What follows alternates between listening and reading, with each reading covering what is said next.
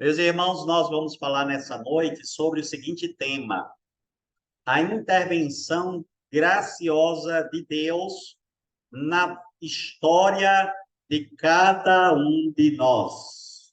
Baseado em Gênesis, capítulo 21, de 1 a 5, assim diz a palavra do nosso Deus. Visitou o Senhor a Sara, como lhe dissera, e o Senhor cumpriu o que ele havia prometido.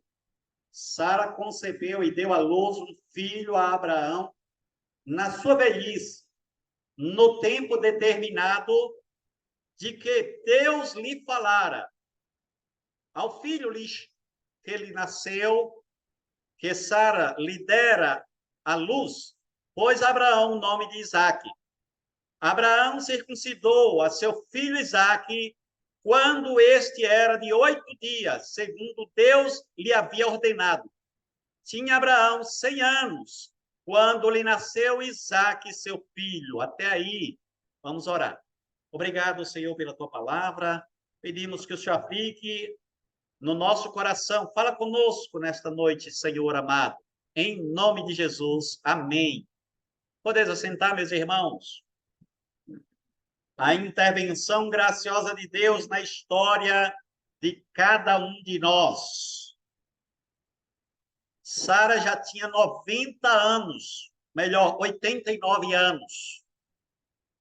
Porém, mesmo falhando, ela creu que Deus lhe daria um filho. Ela falhou, ela faltou a paciência, como muitos nós faltamos a paciência e não esperamos o momento de Deus. Mas Deus foi gracioso para com ela. Ela cria que Deus iria abençoá-la. Ela sabia que Deus não mente. Então, vivenciou o milagre da intervenção divina na sua vida. Ela engravidou do seu marido contra todas as possibilidades. Era estéril e idosa. O filho da promessa não era Ismael, e sim Isaque. Então, nada de querer ajudar Deus. Ninguém ajuda Deus, não. Tenha paciência. Na hora certa, a bênção virá. No momento dele. E precisamos orar, confiar e esperar. Nada de querer dar um jeitinho, como foi o caso de Sara. Tentou dar um jeitinho.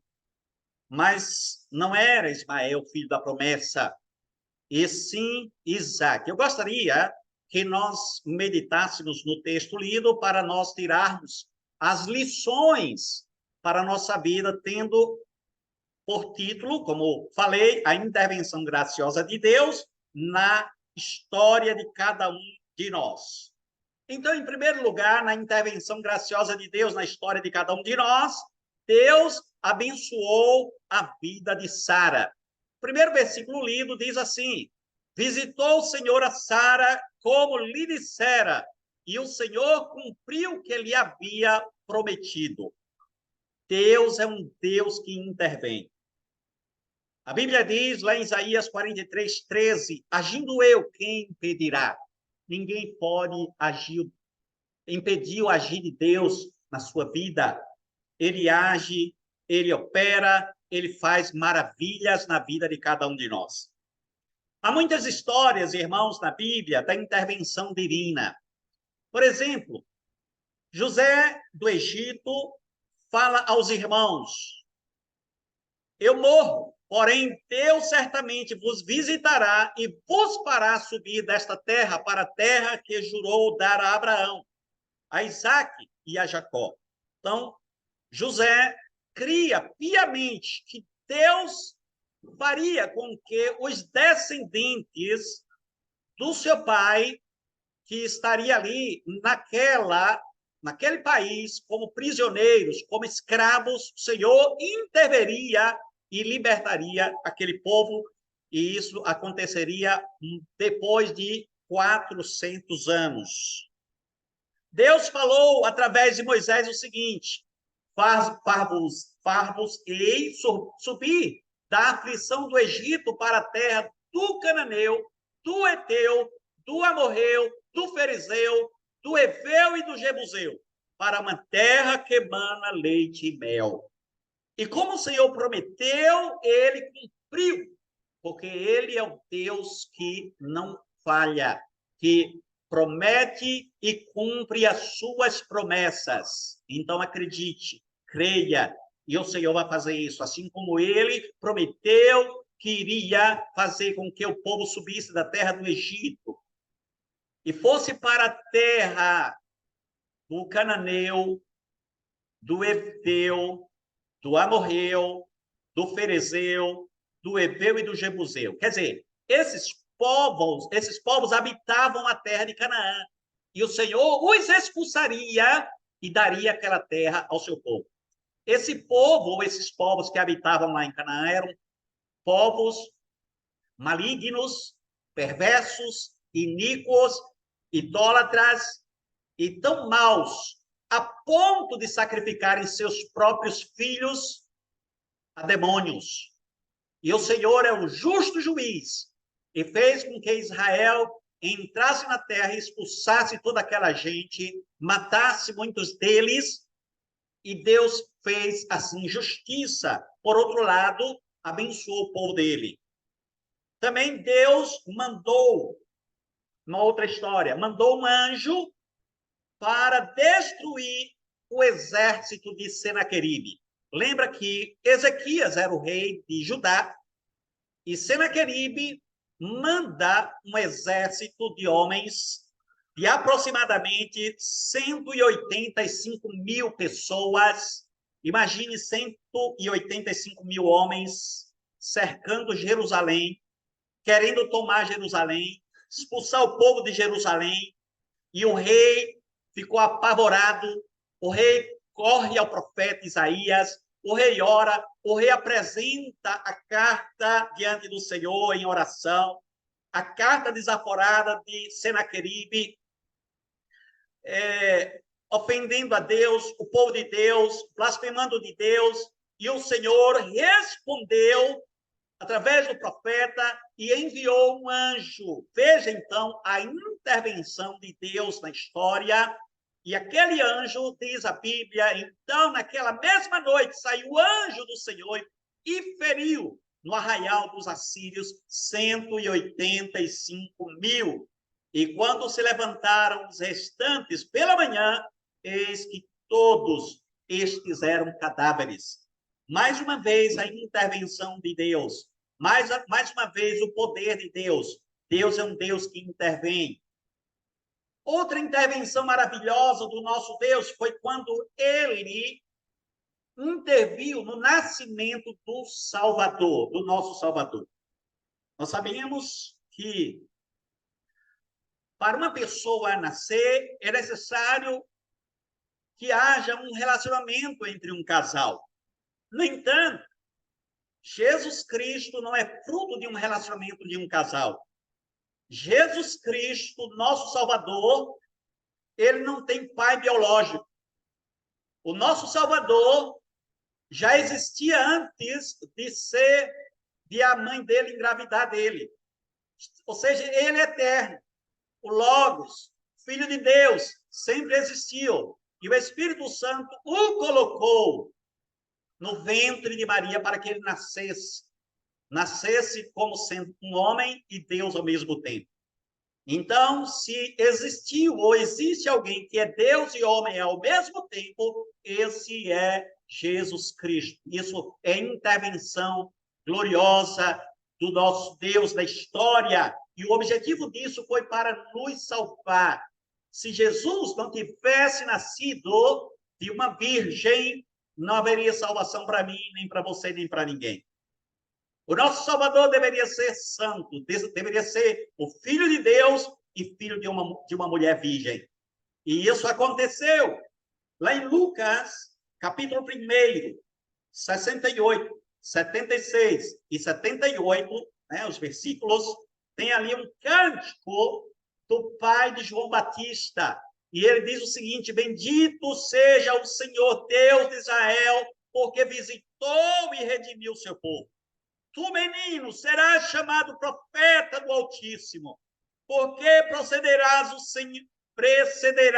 o Senhor, preparando-lhe os caminhos, graças à entranhável misericórdia de nosso Deus, pela qual nos visitará o sol nascente das alturas. Então, aqui um cântico de gratidão e louvor pela vinda do Messias, que tanto aquele povo esperava, os judeus esperavam a vinda do Messias há centenas de anos, há milênios. E agora o Salvador chega, o Messias chega, e eles estavam felizes, alegres, e cantavam e louvavam ao Senhor por causa da intervenção maravilhosa de Deus na vida humana. Sara, a pessoa do nosso estudo, era estéril, e o Senhor a tornou fértil. Deus fez um milagre na vida dela. Sara recebeu poder para ser mãe. Isso está escrito lá em Hebreus 11:11. Pela fé, também a própria Sara recebeu poder para ser mãe, não obstante o avançado de sua idade, pois teve por fiel aquele que lhe havia feito a promessa. Então, ela recebeu poder para ser mãe. Você já imaginou uma idosa de 90 anos tendo um bebê?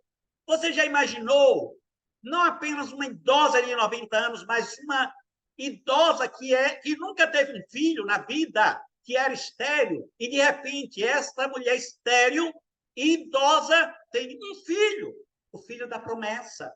Deus prometeu ao marido dela que a mulher dele teria um filho e que através deste filho, ou da promessa, Deus iria enviar o Salvador do mundo, o Messias.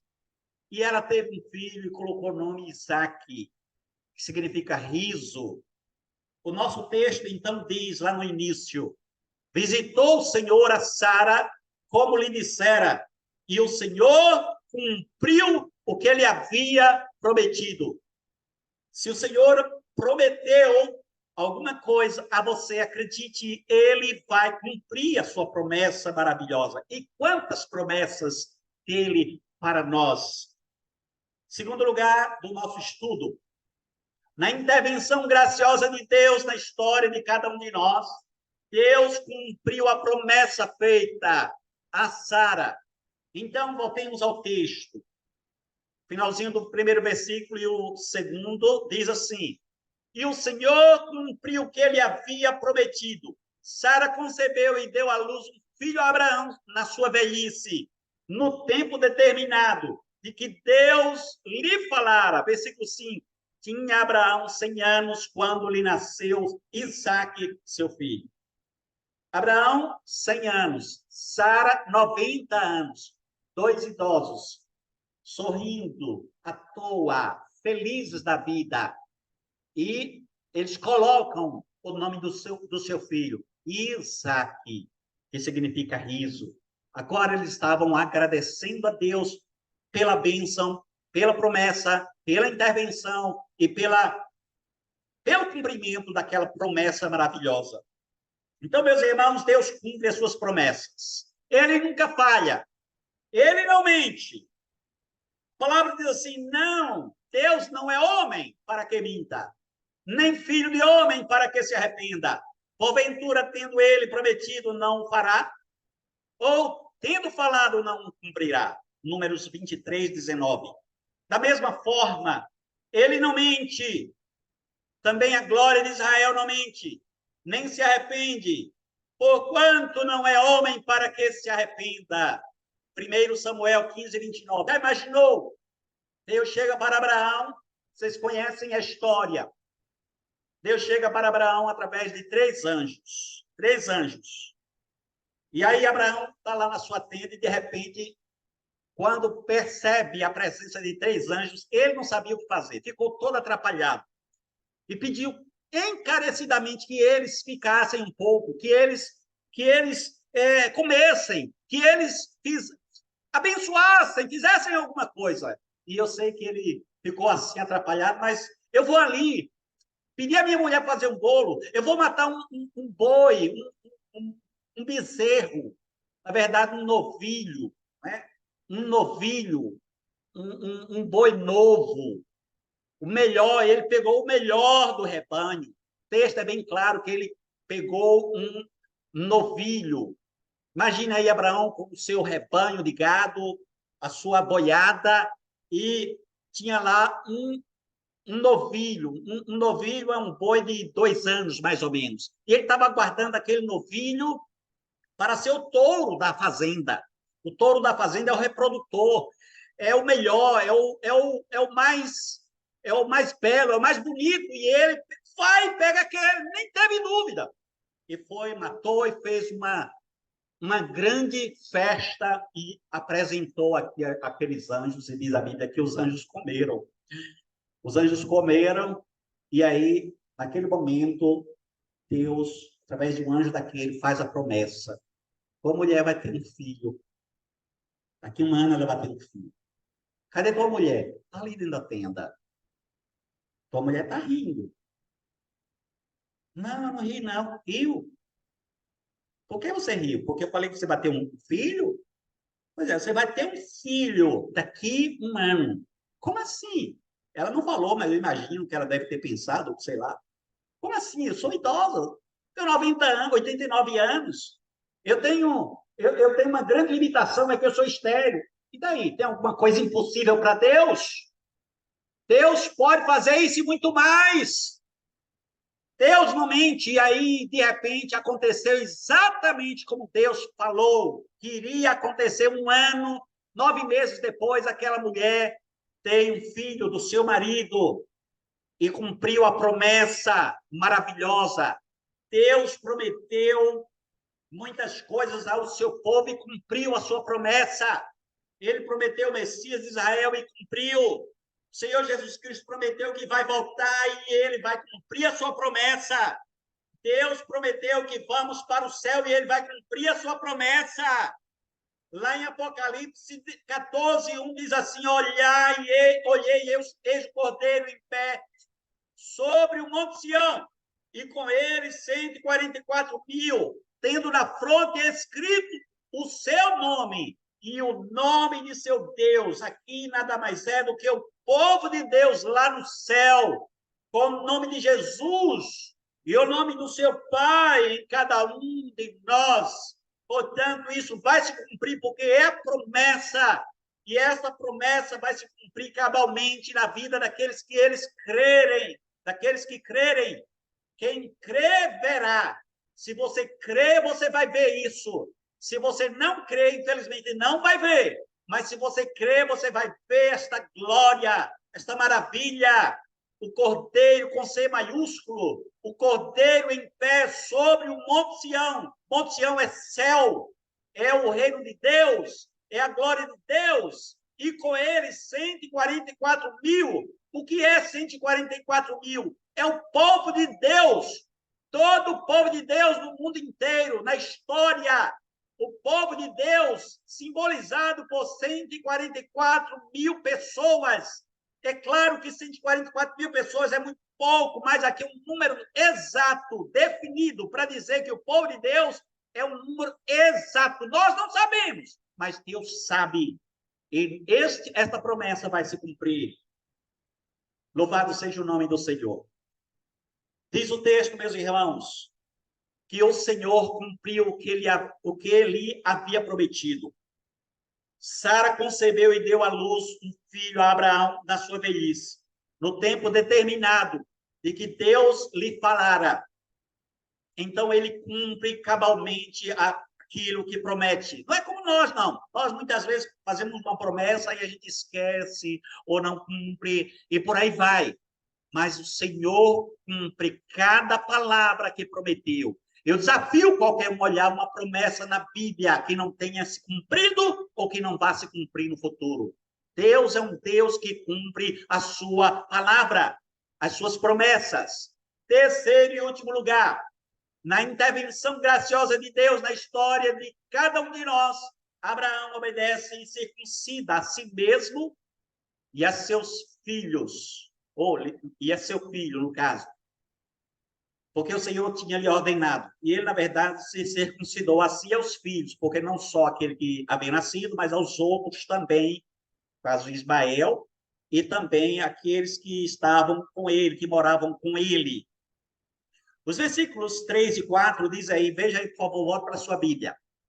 Ao filho que lhe nasceu, que Sara lhe dera à luz, pôs Abraão o nome de Isaque. Abraão circuncidou a seu filho Isaque, quando este era de 8 dias, segundo Deus lhe havia ordenado. Essa ordem de Deus está lá no capítulo 17, depois você dá uma lida, 17 de Gênesis. Então, meus irmãos, aqui nestes versículos aqui está a origem da doutrina do batismo dos filhos dos crentes. Semana passada nós tivemos aqui batismos dos filhos dos crentes, dos filhos da aliança. E nós tivemos o privilégio, vocês tiveram o privilégio de batizar seus filhos. Eu já tive também o privilégio de batizar os meus filhos na infância. Um já está adulto, o outro ainda é pequeno. Há quem seja contra o batismo infantil. Agora, qual é o problema? Essa é a pergunta. Qual é o problema do batismo infantil? Onde é que está o pecado? Não há nenhuma proibição na palavra de Deus para batizarmos os nossos filhos. Como também não existe uma ordem clara para fazê-lo. Mas preste atenção. Eu prefiro 1000 vezes batizar, por não haver uma ordem expressa, clara, para o batismo, do que ficar na dúvida e não batizar, já que não tem uma proibição também. Se algo é bom para mim, é bom para o meu filho também. E é claro que quem não quer batizar ou não quer, acha que não deve batizar o seu filho, provavelmente não batiza porque o batismo para ele salva. Eu lhes pergunto, o batismo salva? É claro que não salva. Então eles pregando, ensinando que o batismo salva, ou se não ensina, age como se isso fosse verdade. Eles negam algo que é tão sublime, tão especial, negam aos seus filhos. E aí, eles são omissos, negligentes.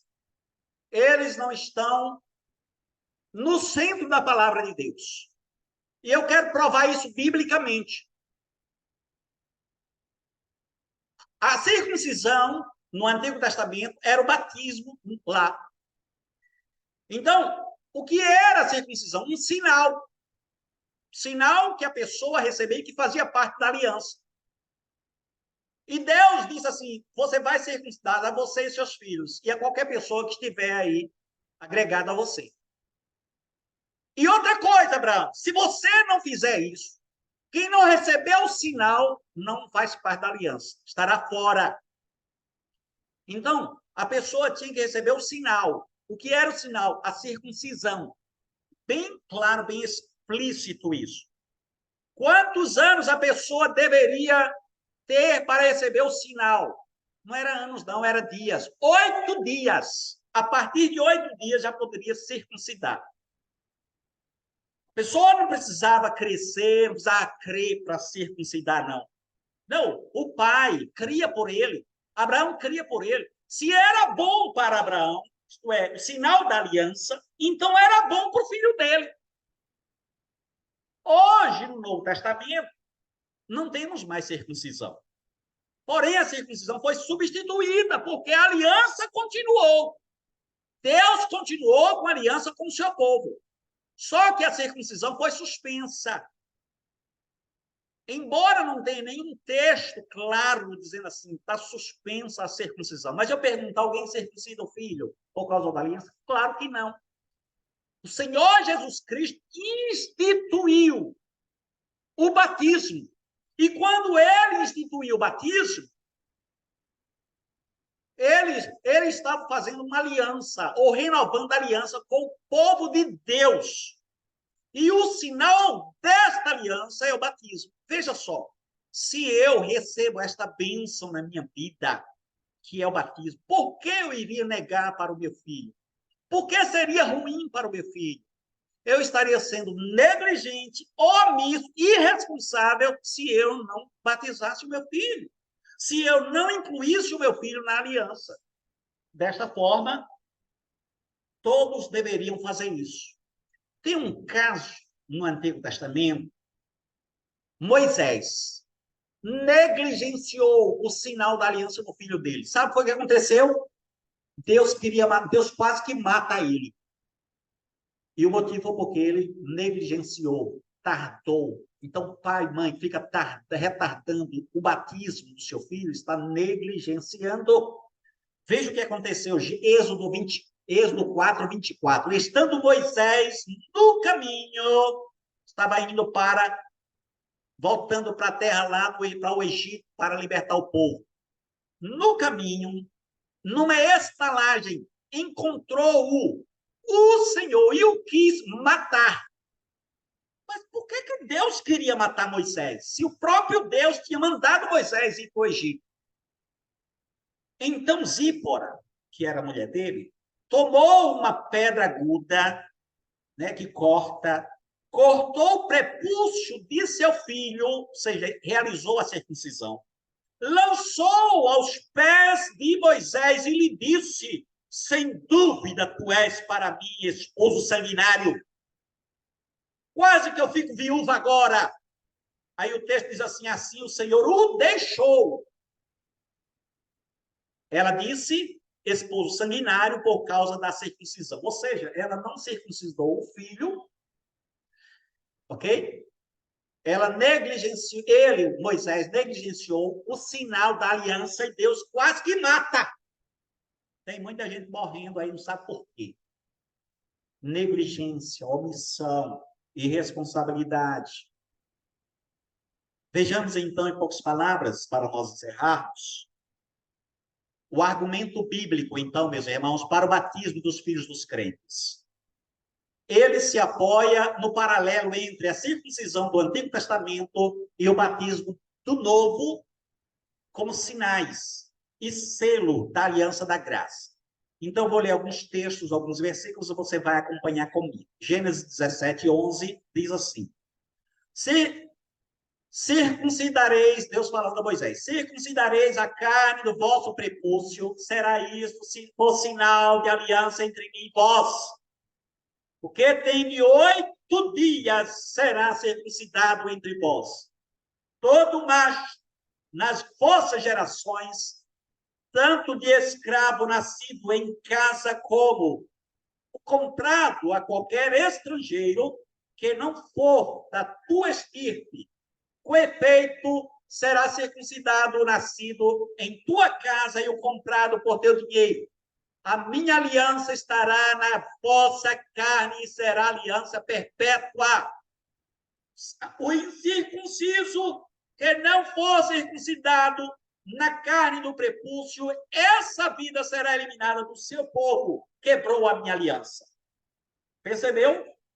Era para circuncidar e quem não circuncidasse estaria fora. Agora um texto do Novo Testamento, Romanos 4:11, diz assim: e recebeu o sinal da circuncisão, falando de Abraão, como selo da justiça, da fé, que teve quando ainda incircunciso, para vir a ser o pai de todos os que creem, embora não circuncidados, a fim de que lhes fosse imputada a justiça. Então, quem é o nosso pai da fé? Abraão. Abraão era circuncidado, ele foi circuncidado. Agora, o texto está dizendo que ele é pai de quem não é circuncidado. Nós não somos circuncidados. Não temos o sinal que Deus fez lá no Antigo Testamento. Mas aí na frente vai falar do sinal do Novo Testamento. Continuando, versículo 12, Romanos 4:12. E pai da circuncisão, isto é, daqueles que não são apenas circuncisos, mas também andam nas pisadas da fé que teve Abraão, nosso pai, antes de ser circuncidado. E aí, Colossenses 2:11 diz assim: nele também fostes circuncidados. Colossenses 2:11. Nele também fostes circuncidados, não por intermédio de mãos, mas no despojamento do corpo da carne, que é a circuncisão de Cristo. Veja só, ele vai falar de uma maneira quase que figurada. Nós fomos circuncidados, mas não fisicamente, mas espiritualmente, tendo sido sepultados juntamente com ele no batismo. Olha o batismo aí. Então, o batismo é a circuncisão do Novo Testamento.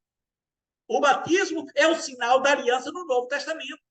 Assim como a circuncisão era o sinal da aliança no Antigo Testamento, no qual igualmente fostes ressuscitados mediante a fé no poder de Deus, que o ressuscitou dentre os mortos. Portanto, meus amados irmãos, os filhos dos crentes são crentes também. A Bíblia diz que os filhos dos crentes são santos. Ainda que somente um dos pais seja crente, eles são separados para Deus. Isso está em 1 Coríntios 7:14. Seu filho é santo, seu filho é crente, então dê a ele o batismo, o sinal da aliança. Não podemos negar. E qualquer um que venha nos criticar, nós podemos e devemos rebater dizendo que eles não batizam os filhos deles. Não é porque eles não creem, não, é porque eles são irresponsáveis e consideram os filhos deles como ímpios. E eu falo isso porque eu já ouvi. Eles dizem que os nossos filhos são ímpios. Não são, eles são ímpios. Claro, são ímpios, mas eles são santos. A Bíblia diz que são santos. São ímpios, não, eles são santos. Está bem claro em 1 Coríntios 7:14. Eles são santificados, são separados, e por isso eles devem ser batizados, receber o sinal da aliança que Deus fez conosco por meio do nosso Senhor Jesus Cristo. Então, vamos exercer o princípio da solidariedade familiar na comunidade da aliança. Por exemplo, Atos 2:39. Pois para vós outros é a promessa. Veja, para quem é a promessa? Para nós. Só para nós? Não, para vossos filhos e para todos os que ainda estão longe. Isto é, para quantos o Senhor nosso Deus chamar. Se Deus prometeu a mim que eu receberia a salvação, a vida eterna, e que eu também receberia o sinal desta aliança, ele também diz que é para os meus filhos, e eu não posso negligenciar isso. Eu lhes pergunto, os seus filhos fazem parte da família de vocês? É membro ou não? Por exemplo, sua casa tem quantas pessoas? Lá em casa, marido, mulher e um filho pequeno. São quantos membros? 2 membros? Claro que não, são 3 membros. Ah, mas ele é pequeno. É pequeno, mas é gente. É pequeno, mas é gente. Por que não seria também membro da comunidade visível? Por que uma criança não seria? Nós, presbiterianos, dizemos que as crianças batizadas são membros não comungantes. E os adultos são membros comungantes. Se lá em casa são 3 membros, da sua casa não sei quantos membros, 4, 5, não sei. As crianças são contadas também como membros. Aqui na nossa igreja, as crianças também são contadas como membros. Só que nós fazemos essa distinção. Membros comungantes, adultos, ou seja, participam da Santa Ceia. Membros não comungantes, crianças. Por que negar a ela ou a elas o sinal da aliança, já que não podia ser negado lá no Antigo Testamento? Portanto, meus amados irmãos, nós estamos aqui nesta noite sobre esta maravilhosa graça de Deus. O Senhor prometeu um filho a Abraão. Sara era estéril e velha. Para Deus, isso não é problema. O Senhor interveio, abençoou na vida de uma mulher estéril e idosa. Sara deu à luz na sua velhice. Como não poderia deixar de ser, Abraão obedeceu e circuncidou ao seu filho. E também a si mesmo. Abraão viu o milagre acontecer na vida da sua mulher. E que Deus abençoe a cada um, porque as promessas de Deus se cumprem na nossa vida.